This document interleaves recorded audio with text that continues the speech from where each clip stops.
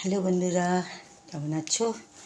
দেখো, আজকে একটা পুজো বাড়িতে আছে, রাখি পূর্ণিমার জন্য একটা পুজো বাড়িতে যাওয়ার আছে, তাই যাচ্ছি। এই দেখো, সেজেছি, কেমন লাগছে বলবে। এই যাবো এখন, ছেলেরা ছোটো ছেলে নিয়ে যাবে। আর তোমরা সবাই কি রাখি পূর্ণিমা কেমন কাটাচ্ছ জানিও। আমার তো দাদা বাইরে আছে, একটাই দাদা বাইরে আছে, ওই জন্য রাখিতে আর কিছু মনটা খুব খারাপ লাগে। কিছু করার নেই, কাজের সূত্রে বাইরে। আমার সব আরও যা দাদারা আছে সবাইকে খুব খুব ভালো রাখুক ঠাকুর, সুস্থ রাখুক, এইটাই কেমন ঠাকুরের কাছে আমার প্রার্থনা। আমার সব ভাইদের খুব খুব ভালো সুস্থ আনন্দে যেন তারা থাকতে পারে, এইটাই আমি চাই।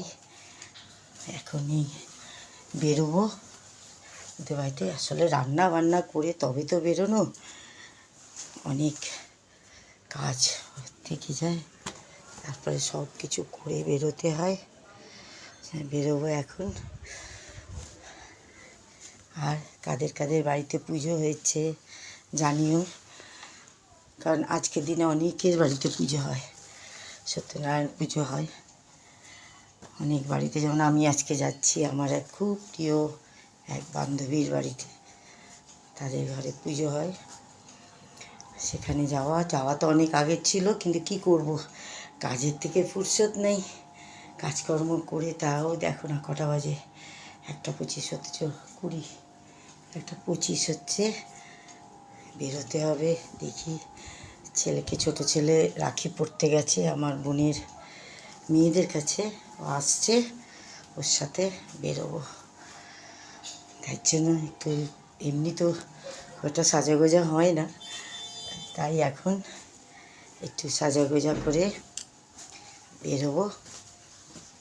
আর তোমরা খুব আনন্দে থাকো, যাদের ভাই আছে তারা অবশ্যই, 1 সেকেন্ড আসছি, তারা ভাইদের অবশ্যই রাখি পরাবে, আনন্দে কাটুক। সব ভাইদের মঙ্গল কামনা আমরা সব বোনেরা করি, সবাই খুব খুব আনন্দের দিন কাটান।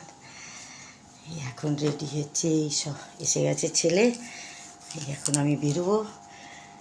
আর ভালো থাকুন আপনারা, সুস্থ থাকুন সবাই, সবাই খুব খুব ভালো করে আনন্দে কাটান।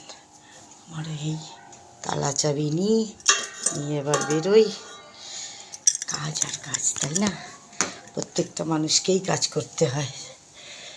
সবাই ভালো থাকুন, তাহলে আসি। তাহলে সবাইকে রাখি পূর্ণিমার অনেক অনেক শুভেচ্ছা। ঠিক আছে, ভালো থাকুন, আমি তাহলে আসি। খুব খুব আনন্দে কাটান। ওকে, বাই।